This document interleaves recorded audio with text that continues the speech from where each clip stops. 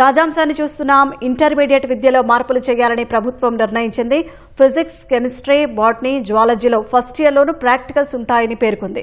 ఇక మరిన్ని వివరాలు మా ప్రతినిధి రమ్య అడిగి తెలుసుకుందాం. రమ్య, ఇంటర్ విద్యా విధానంలో ప్రభుత్వం ఏం మార్పులు చేసింది?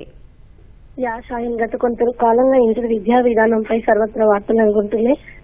దీంతో పాటుగా అంటే అసలు ఇంటర్ విద్యను తీసివేసి +2 విధానాన్ని తీసుకురావాలన్న ఒకవైపు ఉండగా, మరోవైపు ఇంటర్ విద్యలో 80:20 అంటే 80% మార్కులు పరీక్షలకి, ఫైనల్ ఎగ్జామ్స్ కి, అదేవిధంగా 20 మార్కుల్ని ఏవైతే ఇంటర్నల్ అసెస్మెంట్ కి ఇవ్వాలి అని చాలా కాలంగా కసరత్తు కొనసాగుతుంది. దీనికి సంబంధించి గతేడాది అక్టోబర్లోనే సీఎం సైతం ఈ యొక్క దస్త్రం పైన సంతకం చేసినప్పటికీ కూడా ఇప్పటి వరకు దీనిపైన స్పష్టత అయితే కొరవడిందని చెప్పాలి. తాజాగా కొద్దిసేపటి క్రితమే ఇంటర్మీడియట్ బోర్డు దీనికి సంబంధించినటువంటి స్పష్టమైనటువంటి ఆదేశాలు అయితే విడుదల చేయడం జరిగింది.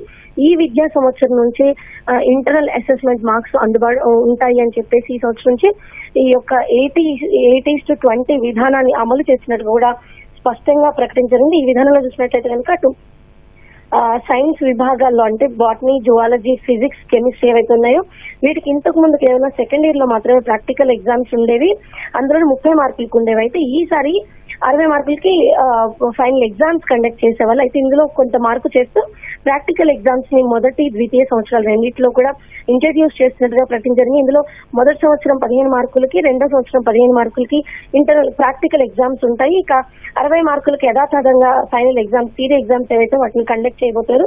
ఇక మ్యాథమెటిక్స్ విభాగానికి వచ్చినప్పటికీ థియరీ ఎగ్జామ్స్ ఏదైతే 75 మార్కులకు ఉండేదో వాటిని 60 మార్కులకి కుదించడం జరిగింది. వీటితో పాటుగా గతంలో ఇంటర్నల్ అసెస్మెంట్ మ్యాథమెటిక్స్ లో లేదు. అయితే ఇప్పుడు కొత్తగా దీనికి సంబంధించి చూసినట్లయితే కనుక యాక్టివిటీ బేస్డ్ లెర్నింగ్ అనేది విద్యార్థులకు ఇంట్రడ్యూస్ చేయాలని చెప్పేసి ప్రభుత్వం భావిస్తుంది. ఈ దిశగానే 15 మార్కులు మొదటి సంవత్సరంలో 15 మార్కులు, రెండో సంవత్సరంలో 15 మార్కులు చొప్పున యాక్టివిటీ బేస్డ్ లెర్నింగ్ కి మొత్తం 30 మార్కులు కేటాయిస్తున్నారు.